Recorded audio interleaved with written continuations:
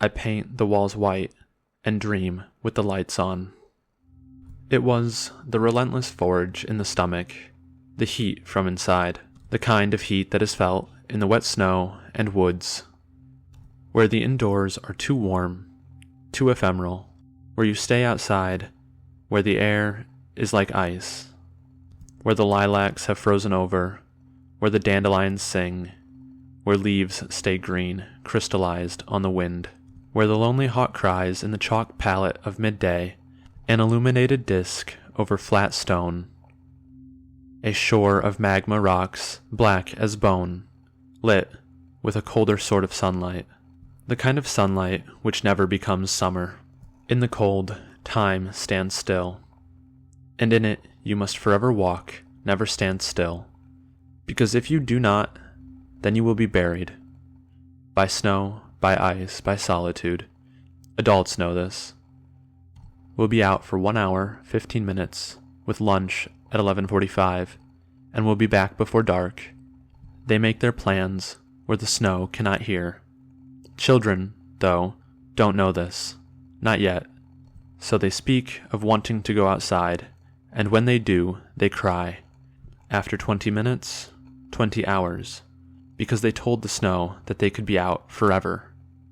A child's promise of eternity made true in the Feywild of the snow.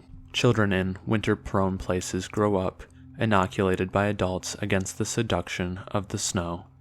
And when they no longer need to learn, they are adults. But some people never learn. Mountaineers make their plans where the snow cannot hear, of course. But betray it all, after, to the snow, they whisper, cajole, beg mercy and justice from the boredom of their lives. They secretly want to be taken, you see. They want to disappear. Into the void, the wake of silence. The snowing kind, where not only light and sound, but also thoughts and language and people and time and aging, death, life, are all forgotten. There is only the snow, and there is only the marching up the mountain, eternally climbing, never summiting, never finding summer. Mountain climbers are like children. They tell the snow their plans, their souls everything. But they have no sense, unlike children. They cannot cry, and there is nowhere to return home, and no town to call their own. And in exchange, the snow steals too many mountaineers away to the peak each year, and they do not return. Even without winter, there can be snow. It was their last night in my room. I opened my eyes, and I could not see, through the storm, the flurries, the flush, the slush of the sky and ground, that blended into white on and below and above horizon. And I was white too. My coat was white, and my gloves were too, and my scarf, and my gaiters, and my snow pants and boots. I was swimming in blind, bright space, an astronaut, and I was cold, for I had just come from another dream, one of a snowstorm at sea, the black chop below, like knives freezing, the breath from my lungs, and the language from my tongue stolen, from shock to my own system, the absence of light and sound as I dove under. And when I awoke from that dream, I swam through a sea of snow with air between, a slurry of gale and crisp air unbreathable, not so dissimilar from an avalanche, except an avalanche freezes solid the moment it stops, just like time for all those mountaineers. And I climbed my mountain, because I too was a mountain climber, weren't we all? And so too little time passed. And when I felt I had reached the summit, I paused, and then came the true form of snow, the numbness of fingers and toes, the slow deadening of ears and noise, the blueberry blue of lips, the stone ocean that was the air, the sea of immortal snow. And I knew it didn't matter. To summit meant nothing to the world, and soon my oxygen would run out, and I too would join the snow as a stain, dark, red, hot, glistening, and beautiful, until that, too, snowed over, and I would add a few inches to the body of the mountain peak, and I did not want to move, for I knew this was my fate.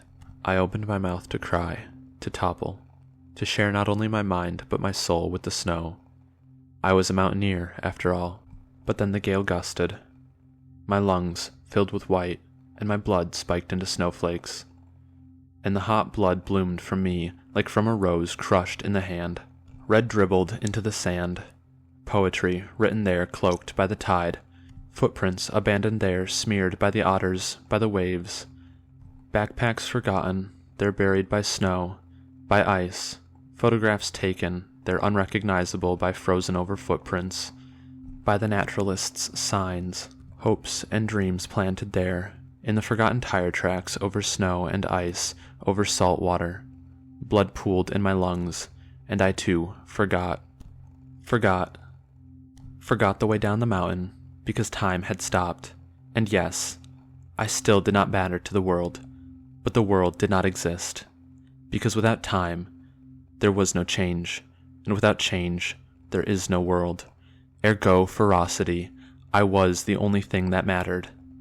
And all I could do from there was to regain the forge under my skin, to keep moving forward, up the mountain, because the peak I had found here was a lie, and with my new secret to sustain me, to never tell the snow my plans, for how I would blaze, raise, boil the snow to steam, turn the grass green as spring limes, sear the sky blue again, steam clouds, resting high, spread eagle under the sun despite the chill, despite the blinding white.